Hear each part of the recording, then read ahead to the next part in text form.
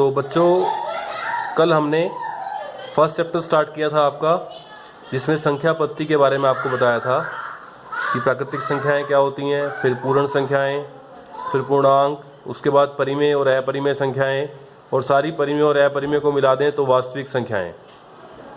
परिमेय संख्याएं और अपरिमेय संख्याओं की एक एक डेफिनेशन यानी कि परिभाषा और है।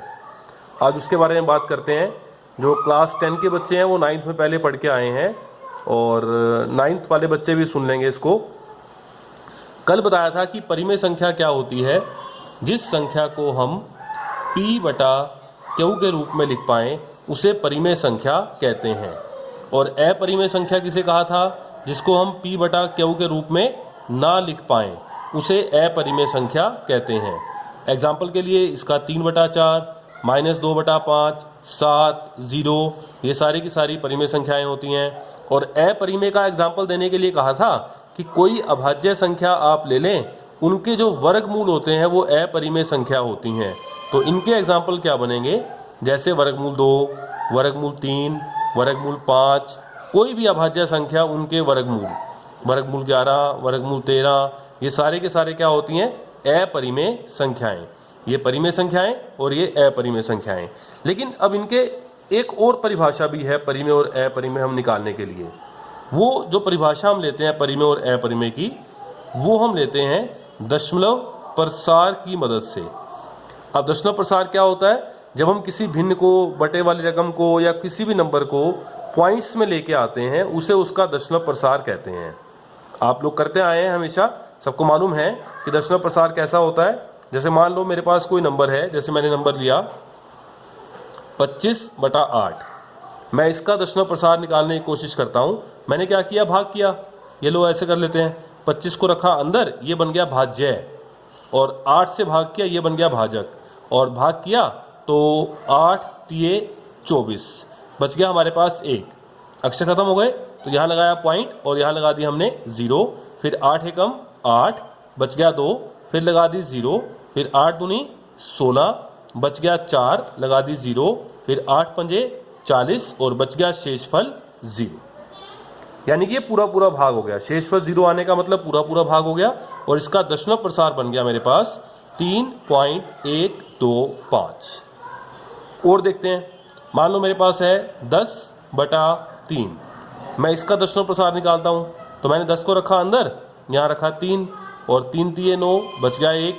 अक्षर खत्म, यहाँ लगा दिया पॉइंट, यहाँ लगा दी 0, फिर यहाँ पे 3 तिये 9, बच गया 1, लगा दी 0, फिर 3 तिये 9, बच गया 1, लगा दी 0, फिर 3 तिये 9, बच गया 1, लगा दी 0। और ये तो कभी ख़त्म ही नहीं होगा, ये तो ऐसे ही चलता रहेगा। तो इसका दशमलव प्रसार आ गया 3.333333, और ये तो कभी ख़त्म ही नहीं होगा, ऐसे ही चलता रहेगा।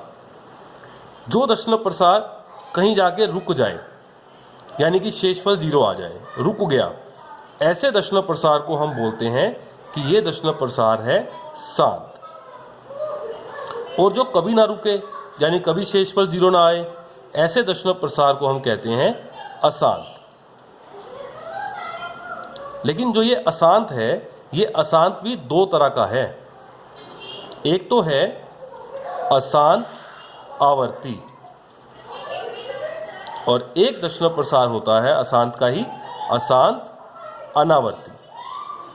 अब इनका फर्क क्या है ये आपको बताएंगे। आवर्ती का मतलब क्या होता है, आवर्ती का मतलब होता है कि बार बार आना।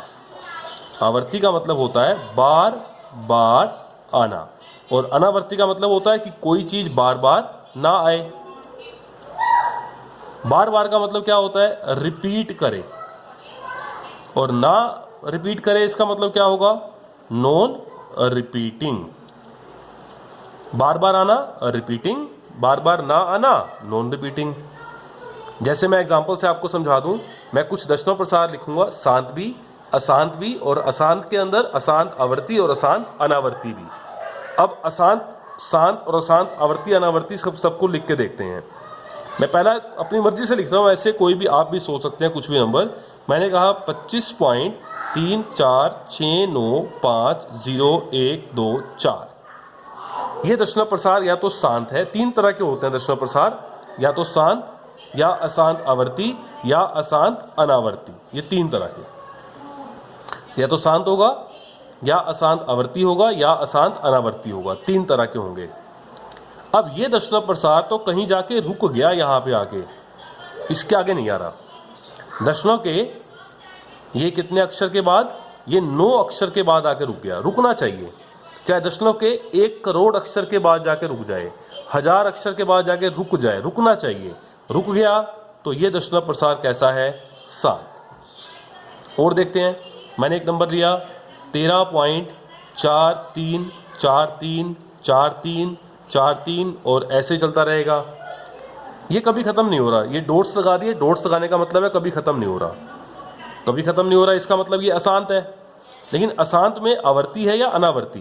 क्या कोई चीज बार बार आ रही है, रिपीट कर रहा है? कोई टुकड़ा ऐसा, कोई ऐसा टुकड़ा जो बार बार रिपीट कर रहा हो। अगर आप ध्यान से देखें तो ये 43, ये 43, ये 43, ये 43, ये बार बार रिपीट कर रहा है। तो इसलिए ये दशमलव प्रसार क्या है, अशांत है। और आवर्ती और अनावर्ती में से क्या है, कुछ रिपीट कर रहा है, तो ये अशांत आवर्ती है। और इसको लिखने का एक शॉर्टकट भी है, जो चीज बार बार आ रही है उसके ऊपर आप बार का निशान लगा सकते हैं ऐसे। तो ये दशमलव प्रसार कैसा होगा, ये दशमलव प्रसार बनेगा अशांत आवर्ती, ये अशांत आवर्ती बनेगा। अच्छा, और देख लेते हैं। मान लो मैंने कह दिया अपनी तरफ से 6.2 के बाद 1 0, 2 के बाद 2 0, फिर 2 के बाद 3 0, फिर 2 के बाद 4 0 और ऐसे चलता रहेगा। पहली बात तो कहीं खत्म ही नहीं हुआ, ये अशांत है।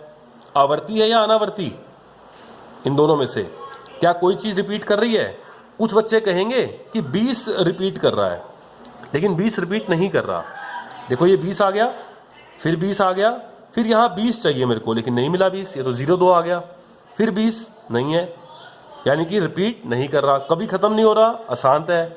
कुछ भी रिपीट नहीं कर रहा, तो ये दशमलव प्रसार कैसा है, अशांत अनावर्ती। अब मैं कुछ क्वेश्चन लिख रहा हूं इसके अंदर, आप अपनी कॉपीज में इनको लिखेंगे कि ये शांत है दशमलव प्रसार, ये अशांत आवर्ती है या अशांत अनावर्ती है। मैं कोई नंबर लिख देता हूं यहाँ पे, जैसे मैंने कह दिया 4.326913456934269169। और लिख देता हूँ 15.124124124124124 और ऐसे ही चलता रहेगा। और कह रहा हूँ मैं 18.3 के बाद 1 0, 3 के बाद 2 0, 3 के बाद 3 0, 3 के बाद 4 0 और ऐसे ही चलता रहेगा। एक मैं कह रहा हूँ यहाँ पे 6.453453453453453 ये कह दिया मैंने। एक मैं यहाँ पे कहता हूँ नंबर, और आप लिख लें यहाँ पे। एक मैं कहता हूँ यहाँ पे 10.6 के बाद 1 0, 6 के बाद 2 0, 6 के बाद 3 0, 6 के बाद 4 0। ये तो ये मैंने 5 क्वेश्चन लिख दिए हैं। आप इनका देखें कि ये दशमलव प्रसार शांत है, शांत अशांत आवर्ती है या अशांत अनावर्ती है।